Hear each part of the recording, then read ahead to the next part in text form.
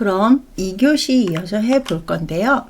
우리 2교시의 처음은 개인별 장기 요양 이용 계획서의 서식이 나와 있는데, 여기 보시면 수급자가 이 급여를 원활하게 이용할 수 있도록 이 기관에다가 이 이용 계획서를 꼭 제시를 해 달라라는 내용이 들어가 있고, 그 다음에 기본적인 인적 사항, 그 다음에 재가급여나 시설급여의 월 한도 이용액, 뭐 이런 것들이 이제 나와 있고, 본인 부담률 같은 경우는 아까 앞에서 말씀드렸다시피 그냥 기본적인 이제 대상자인 경우에는 제가 같은 경우는 15%라고 되어 있을 테고, 아니면은 이제 의료급여 수급자 아니면 기초생활수급자는 여기 이제 0이라고 되어 있겠죠.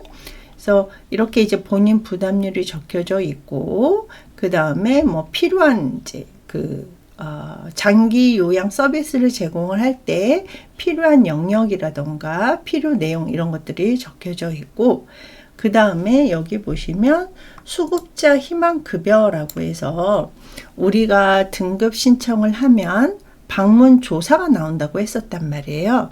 그래서 방문 조사자가 52가지 항목에 대해서 우리가 이제 조사를 할 때 이 욕구조사, 어르신이 원하는 서비스가 뭔지를 이제 물어보는 이런 항목도 있단 말이에요. 그런 거에 이제 명시가 되어 있는, 적혀 있는 수급자 희망 급여도 여기에 적혀져 있게 되는 거고, 그 다음에 급여 비용 기준일이라고 해서 등급 판정 받고 나서 이제 의료급여 수급자이신지 아니면 기초생활 수급자이신지에 대해서 이제 달라지는 이 기준일이 있었고요. 자, 그 다음에 우리가 제공 계획 수립을 할 때 대상자나 가족이 신청을 했을 때 기관이 먼저 방문을 해가지고 대상자의 기능 상태 평가, 그 다음에 욕구 평가 이런 것들을 통해서 어떤 서비스를 제공을 할지 서비스 목표를 설정을 하고, 그 다음에 구체적인 서비스 내용이나 횟수, 그 다음에 비용 이런 것들을 결정을 해서 제공 계획을 수립을 하게 되고, 이것이 기관이나 대상자가 만족을 하게 되면 계약을 체결을 하게 되는 거죠. 이 계약 체결을 할 때 반드시 충분하게 설명을 한다, 이렇게 되어 있습니다. 그래서 어르신이 어디까지가 보험이 되고 어디서부터는 비급여인지 뭐 이런 것들도 아셔야 되고, 또 서비스를 제공하는 그 내용이 어떤 것들이 있는지를 충분히 알아야지 대상자나 가족이 안심을 하고 서비스를 받게 되시는 거죠. 그래서 이용 계약을 체결을 할 때는 반드시 계약서 내용을 충분하게 확인을 하고 서명을 하실 수 있어야 되고요. 또 서비스 제공을 할 때는 이 급여 제공 계획서에 기입이 되어 있는 내용을 이제 대상자에게 서비스를 제공을 하게 되는 거죠. 그래서 서비스 제공을 할 때 서비스 내용이 어떤 건지, 그러니까 뭐 주로 신체활동 지원 서비스가 이루어지는지, 일상생활 지원 서비스가 이루어지는지, 이런 서비스 내용이라던가, 그 다음에 시간, 그러니까 어르신이 만약에 이제 뭐 10시부터 1시까지 서비스를 원하신다라고 하면은 그 정해진 시간에 서비스를 제공하셔야 되고, 방법 같은 경우도 이제 서비스 내용에 알맞은 방법으로 이제 서비스를 제공을 하게 되는 거죠. 우리가 이제 나중에 요양보호사의 역할에 대해서도 공부를 하게 되는데요. 요양보호사의 역할 중에 하나가 숙련된 수발자로서의 역할이 있단 말이에요. 그래서 서비스 내용에 알맞은 정확한 방법으로 서비스를 제공을 할 수 있어야 되고, 또 어르신은 정확한 방법으로 서비스를 제공을 받게 되시는 거죠. 그 다음에 중간중간에 모니터링을 실시를 한다라고 되어 있는데, 모니터링 같은 경우는 이제 어르신들한테 만족스러운 서비스가 제공이 되고 있는지, 그러니까 서비스 계약을 할 때, 체결을 할 때 어르신이 원했던 서비스가 이제 만족스럽게 이루어지고 있는지, 아니면 어르신한테 새로운 변화가 발생을 했는지, 그러니까 서비스 내용이 바뀌어야 되는 건지, 아니면은 그냥 지속적으로 계속 이 서비스를 제공을 하면 되는 건지, 이런 것들을 확인하는 것을 우리가 모니터링이라고 합니다. 그래서 기관에서는 모니터링 결과에 따라서 이제 만약에 새로운 변화가 생겼다라고 하면은 이 제공 계획을 수정할 수도 있다. 그러니까 바뀔 수도 있다라는 내용인데, 뭐 예를 들어서 어르신들이 뭐 일상생활 지원 서비스 위주로 서비스를 제공하고 있었는데 어르신 상태가 조금 더 악화가 돼서 더 안 좋아져서 신체활동 지원 서비스의 일부를 추가를 해야 된다라고 했을 때 이 제공 계획을 바꾸는 이런 것들을 이제 수정을 한다라고 되어 있는데, 이 모니터링을 통해서 서비스 제공이 바뀔 수도 있다. 그리고 만약에 이제 서비스가 종료가 되는 거는 이제 대상자가 사망을 하시거나, 아니면 어르신이 스스로 종료를 원하시거나, 아니면은 타 기관으로 이관됐을 때, 그러니까 뭐 스스로 종료를 원하시거나 라고 했을 때 우리가 앞에서 특별 현금 급여에서 가족 요양비가 있었단 말이에요. 그러니까 요양보호사가 와서 방문 요양을 서비스를 제공을 했었는데, 이거보다는 그냥 내 가족 중에 누군가가 좀 서비스를 제공을 줬으면 좋겠다라고 했을 때, 이런 경우가 이제 해당이 되겠죠. 그래서 스스로 종료를 원하거나, 아니면 타 기관으로, 그러니까 제가 서비스를 받으시던 분이 시설로 이제 입소하시거나, 아니면은 재가센터를 바꾸거나 이렇게 됐을 때 서비스 종료가 이제 이루어지게 되는 거고요.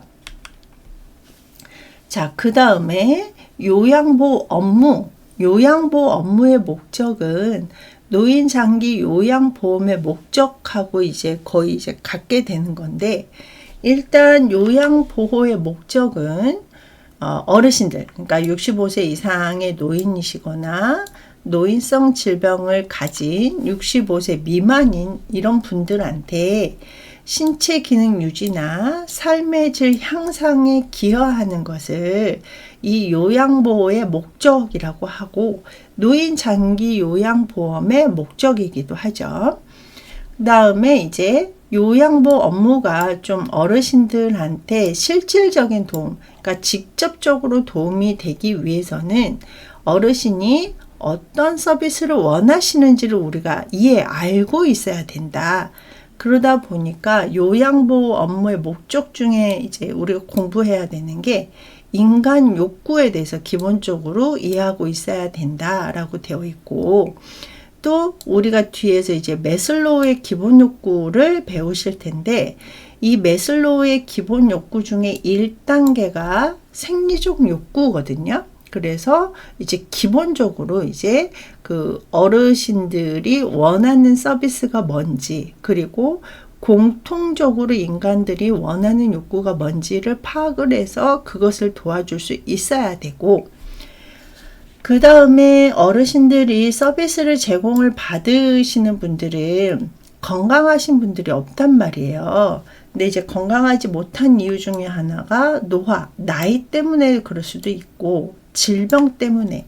그러니까 65세 이상이신 분들은 여러 가지 질병이 이제 다 포함이 돼서 신체적으로 정신적으로 불편함을 갖고 계시고 있고, 65세 미만, 그러니까 이제 64세부터 이제 그 밑에이신 분들은 노인성 질병으로 인해서 신체적이거나 정신적으로 불편함을 갖고 계시는 이런 분들이 저희 대상자가 되신단 말이에요.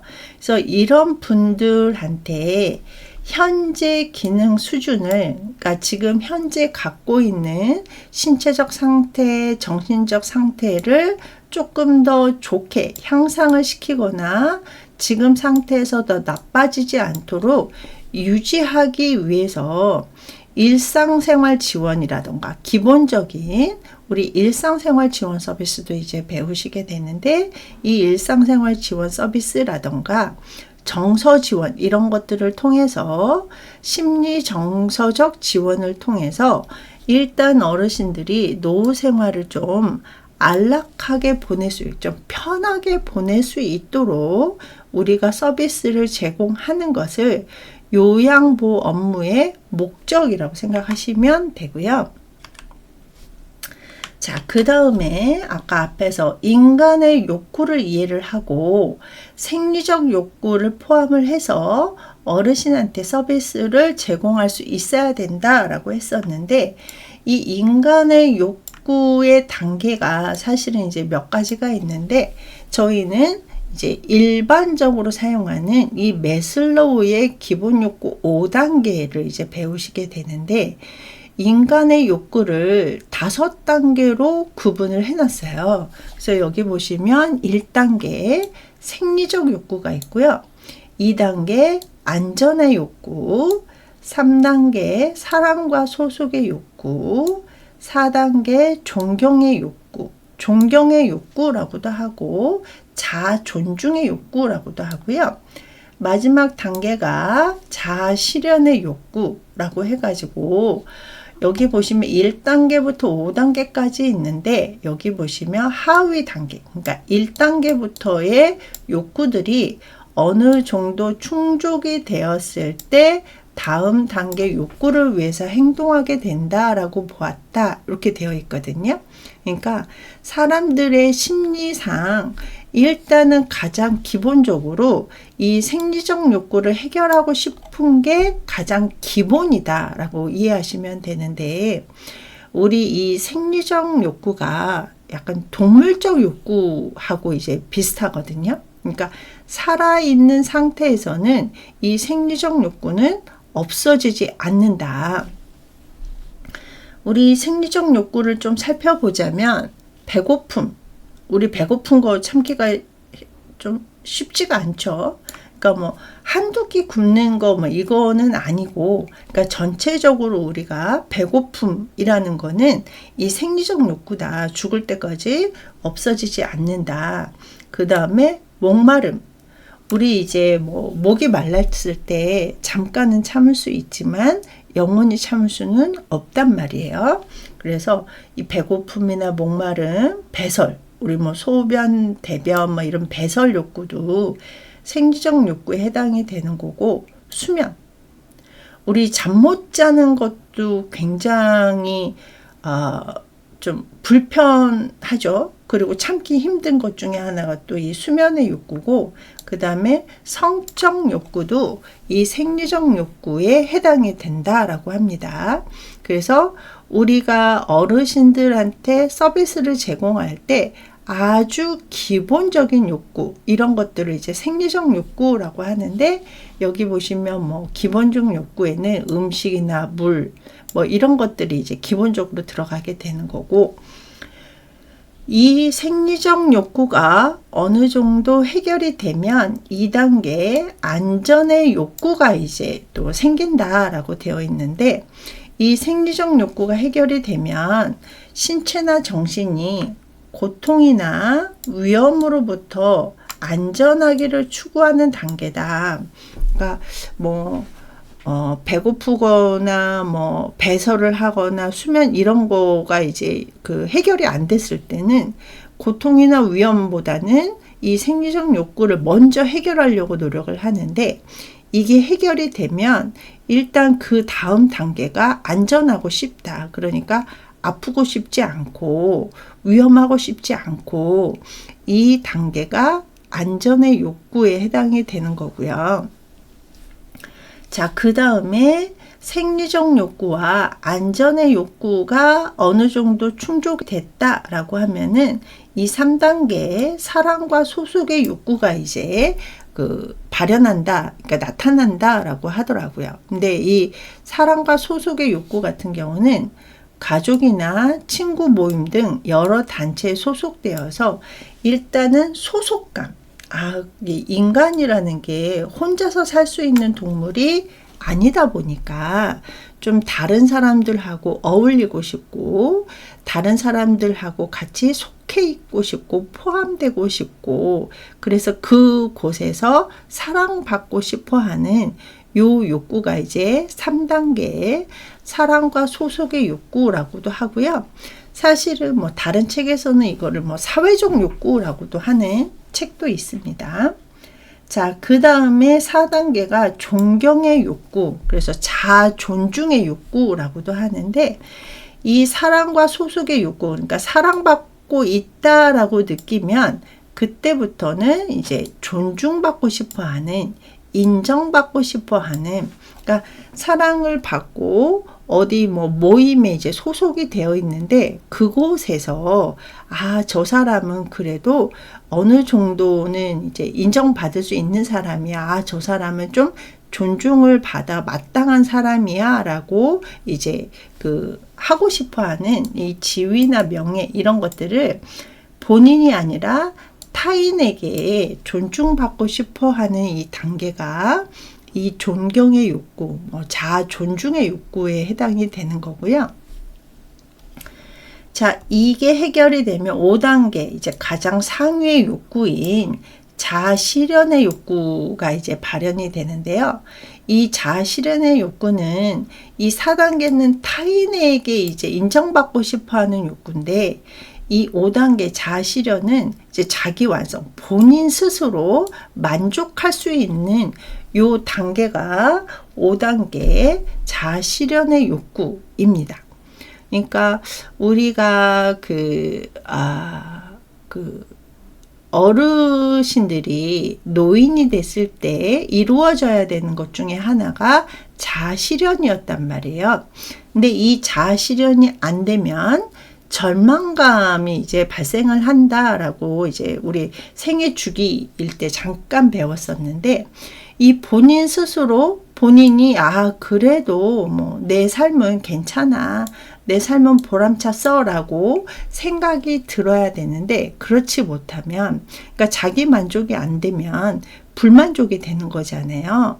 불만족이 되다 보면 약간 절망하게 되고 내가 헛살았구나 잘못 살았구나 라고 생각이 되기 때문에 요 마지막 욕구는 이제 자아 실현의 욕구. 그래서 노인분들이 이제 많이들 원하는 이 욕구가 이 5단계에 해당이 되겠죠.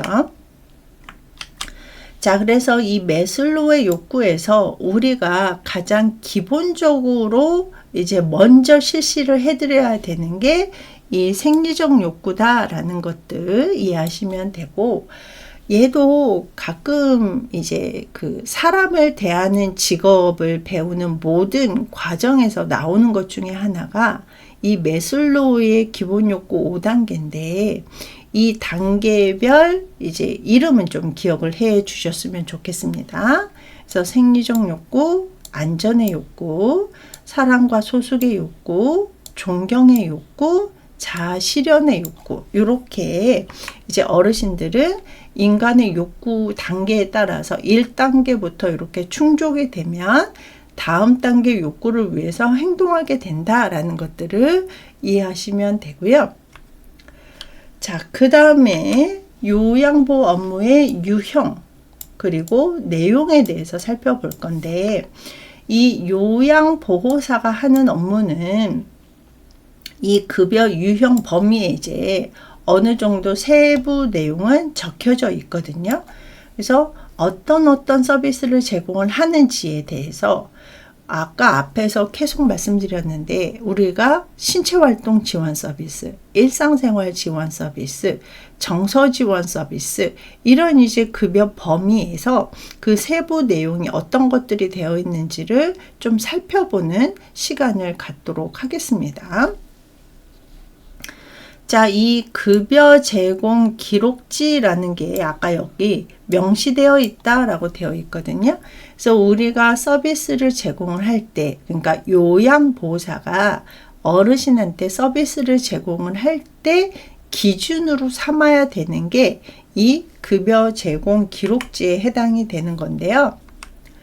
자, 보시면 어르신들이 노인장기 요양보험에서 받는 서비스, 이 표준 서비스라고 하는데, 이게 보시면 가장 많이 서비스 제공받는 게 신체활동 지원 서비스, 가사 및 일상생활 지원 서비스, 정서 지원, 의사소통 서비스가 되는 거고, 그 다음에 인지 지원 같은 경우는 우리가 어르신들이 등급 판정 받으면 1단계부터 5단계 또는 인지 지원 등급이 있다라고 말씀을 드렸는데, 이 인지 지원 같은 경우는 인지 관리 지원이라던가 인지 활동 지원 이런 것들을 해가지고 인지 행동의 변화 관리를 한다던가 자극 활동이라던가 일상생활을 함께하는 이런 이제 서비스가 제공이 되는 거고, 그 다음에 방문 목욕 서비스,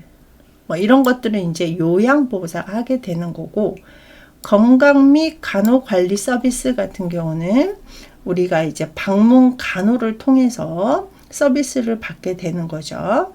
아니면은 시설에 계신 분들 같은 경우는 이제 그 간호 서비스, 의료 서비스를 받게 되는 거고, 그 다음에 여기 보시면 기능 회복 훈련이라고 해가지고 얘 같은 경우는 이제 기본적인 향상 프로그램이라던가 기본 동작 훈련, 그 다음에 각종 프로그램이라던가 향상 훈련, 뭐 물리치료, 작업치료 이런 것들을 통해서 어르신들의 신체적, 정신적 기능이 조금 더 향상될 수 있도록 하는 훈련을 기능회복 훈련이라고 하고, 만약에 어르신이 시설에 입소하셨다라고 하면은 시설 환경 관리라고 해서 어르신들 이제 침상 같은 경우가 이제 좀 깔끔하고 이제 정리가 되어 있는 게 좋잖아요.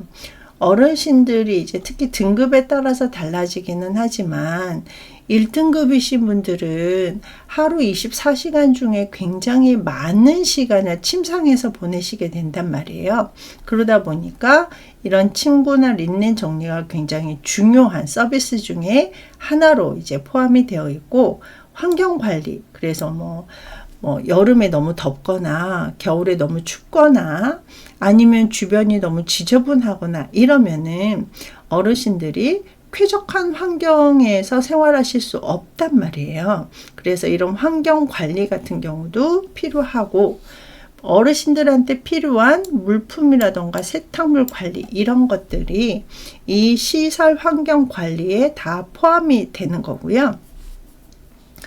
자, 그 다음에 우리 뒤에서 하나씩 살펴볼 건데, 요양보호사 분들이 많이 이제 하는 서비스, 그래서 신체활동 지원 서비스에는 세면 도움, 그러니까 세수도끼 같은 걸 하게 되고, 또 구강 청결 도움, 그래서 우리가 구강 청결 도움 같은 경우는 뭐 입안을 닦아내 드린다던가 아니면 양치질을 도와드린다던가, 또 저희 어르신들이 틀니를 많이 하고 계신단 말이에요.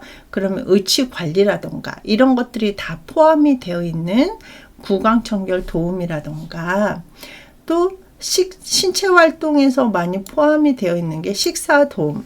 어르신 상태에 따라서 식사 도움 방법이 달라지게 되고, 그 다음에 몸단장이라던가 옷 갈아입는 거, 그러니까 옷을 벗고 입는데 대상자가 최대한 본인 스스로 이제 할 수 있도록 옆에서 적정 정도를 이제 도와주는 이런 것들이 있고, 그 다음에 머리 감기라던가 몸 씻기, 개인위생 같은 것도 우리가 신체 활동에 들어가고, 우리 배설도끼라고 해서 화장실 이용하기. 그래서 화장실 이용하기는 이제 배설도끼인데 화장실에 가실 수 있는 건지, 아니면은 침상에서 이제 배설을 하셔야 되는 건지, 기저귀를 사용을 하셔야 되는 건지, 이런 것들을 대상자 상태에 맞춰서 제공을 해야 되는 게 신체활동 지원에 포함이 되고, 이동 도움이라던가 체위 변경,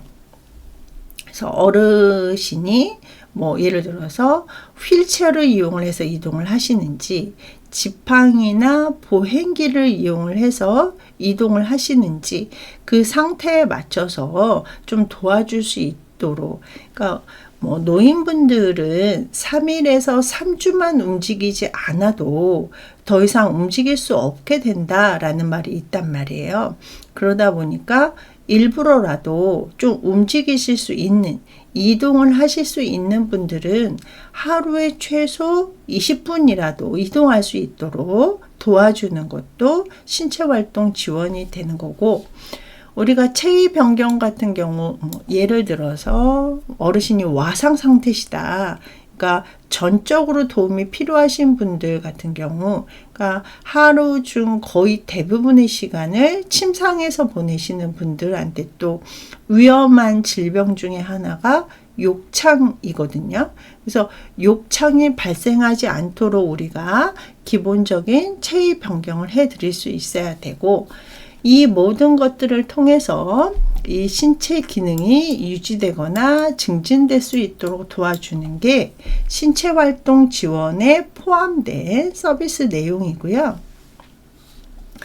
우리가 가사미 일상생활 지원에는 이 일상생활 지원 요 3가지가 있거든요. 요 3가지 플러스 개인활동 지원 서비스가 있는데, 이 개인 활동 지원 서비스 같은 경우는 이제 활동, 요양보호사가 어르신 집에 있는 게 아니라 활동 밖으로 나가는데, 어르신하고 같이 나가게 되면 외출 동행이 되는 거고, 요양보호사 혼자 밖에 나가서 어르신한테 도움이 될 만한 이제 사회 지원 서비스를 제공을 하게 되면 일상생활 지원이 되거든요. 그래서 이 개인활동 지원 서비스라는 것도 있고, 그 다음에 이제 가사 지원 같은 경우는 식사 준비라던가 청소 및 주변 정돈, 세탁, 이런 것들이 이제 이 가사 및 일상생활 지원에 포함이 되는 거고,